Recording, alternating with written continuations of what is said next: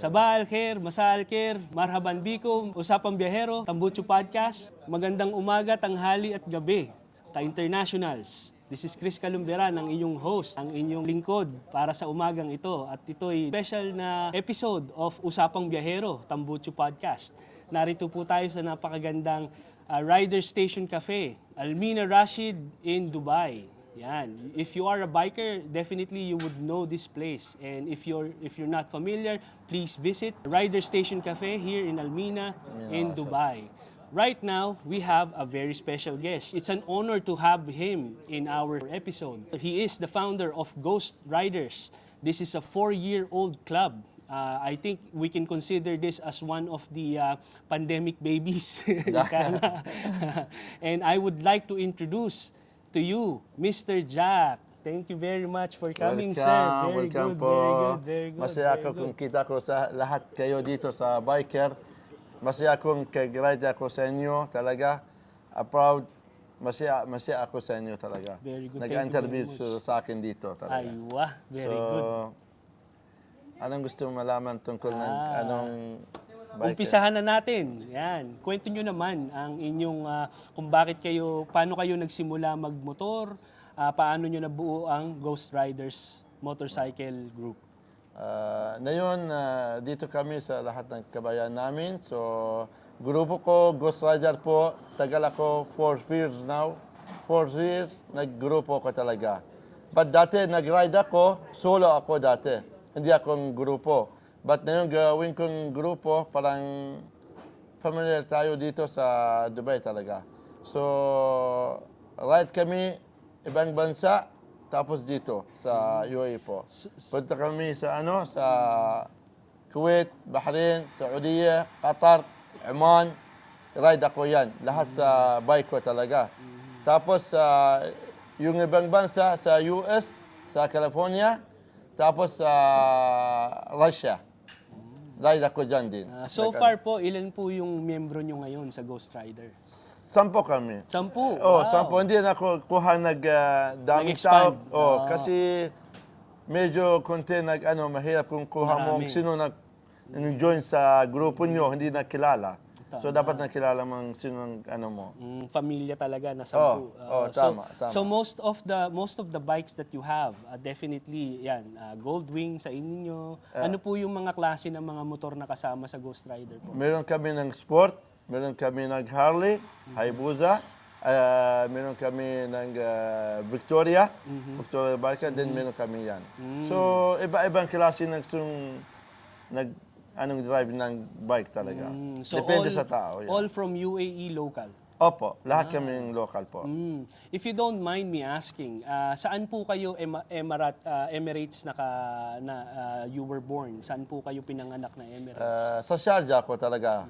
Born ako sa Sharjah, bahay ko sa Sharjah. So, yan na, doon ako sa Sharjah talaga. Very good, Opo. very good. Ano yung pinaka-paborito nyong biyahe na hindi nyo makalimutan? At ano yung future na gusto nyong puntahan na biyahe? Nagpunta ko talaga kung travel kong yung ibang bansa, yung highway po. Parang relax ka na, peace of mind ka na. Kung drive mo, kung talaga ka na, enjoy ka sa drive mo. Sa long way. Hindi dito sa UAE. Dito nag-UAE, meron kami Fujairah, Abu Dhabi, Dubai. Bitin pa rin. Enjoy pa rin. But kung travel ka na, yan enjoy ka na sa ride talaga sa ibang bansa. Dahil nga nag-enjoy kayo sa pagbabiyahe, no? Ano yung pinaka nagustuhan nyo sa pagmumotor? Bakit kayo nag-decide na magmotor? Ano yung naibibigay sa inyo nito? Lalo na sa edad natin, no? Hindi naman bumabata tayo ng gusto. Ano yung nabibigay sa inyo ng pagra-ride? Kasi kung ride kang bike talaga, kalimutan mong lahat sa likod mo. Tapos enjoy ka na sa ride mo. Tapos sa peace of mind ka na talaga. Kung drive ka na, parang relax ka ng mood mo talaga. Very good. Talaga naman nakaka-enjoy yung pagra-ride, lalo na kapag kasama mo yung good company. Opo, siyempre. Yan ang importante. Nakaano rin po ba kayo?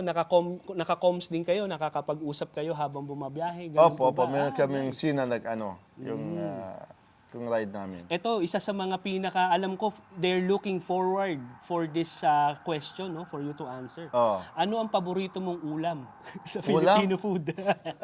Adobong manok. Adobong manok. Yan ang paborito ko talaga. Adobong nokma. Adobong nokma. How about beef sinigang? Pwede. Pwede. Oh, Pero pwede. adobo, no, it's Adobo very ba? close to our lives. Oh. Kanin is life. Kanin is life. Tama, tama. Ito, isa pa hong very curious question po. Paano po kayo natutong magtagalog at bakit kayo nagkaroon ng pusong Pilipino? Bakit maraming tanong sila sa akin ganyan. But kung sabi nila, baka may asawa ka na. Tama, asawa ako.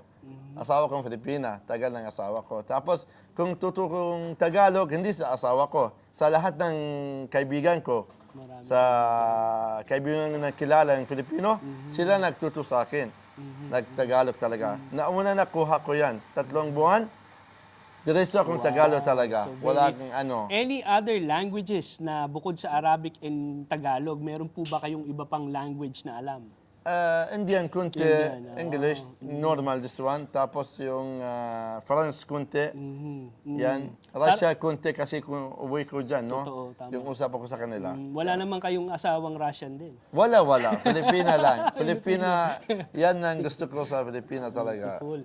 Actually, para sa hindi nakakaalam, na it's obvious. UAE is a very diverse country. And marami pong iba-ibang lahi rito na nakatira, no? Mas marami pa sa lokal, actually, yung population.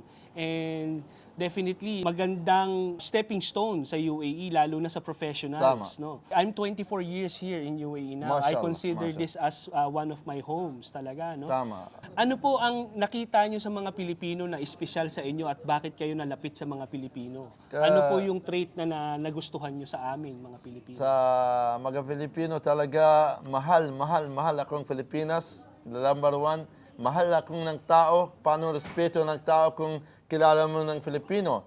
Naunang respeto sila sa iyo, tapos ikaw din nagbigay ng respeto sa kanila.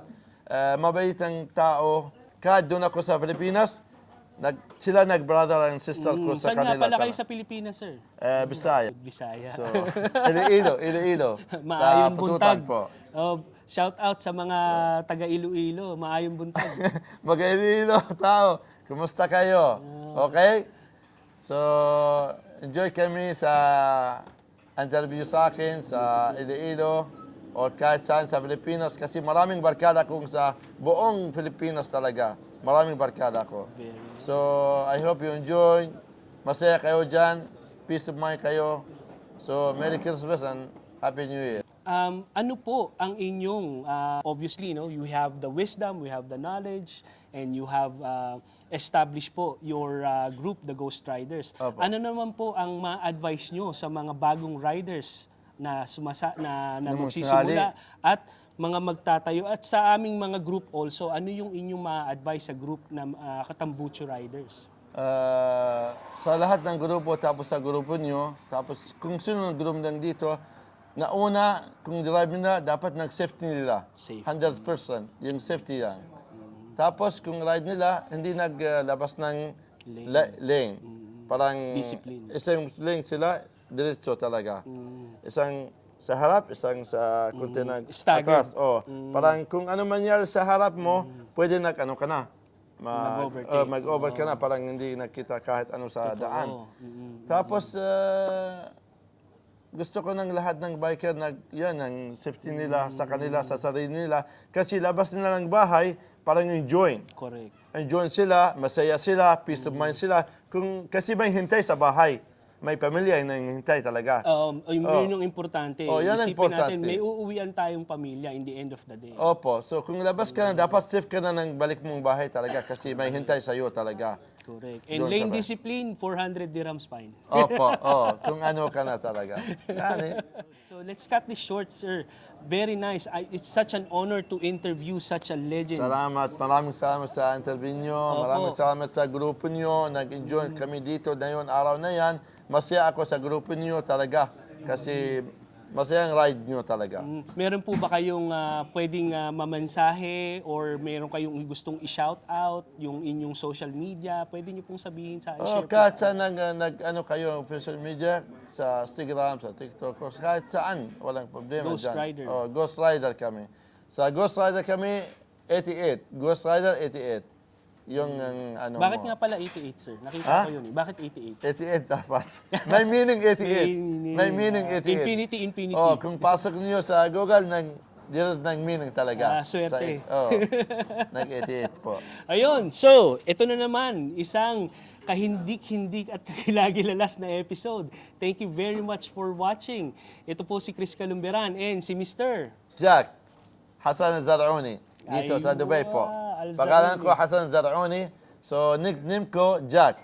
Yung lahat ng tawag ng biker talaga. Very good. Opo. Good morning, good afternoon, and good evening ka-internationals. Ito na naman po isang episode ng Usapang Biyahero, Tambucho Podcast. Ride strong and ride safe. Maraming salamat. Thank you very much. Masalam. Okay na.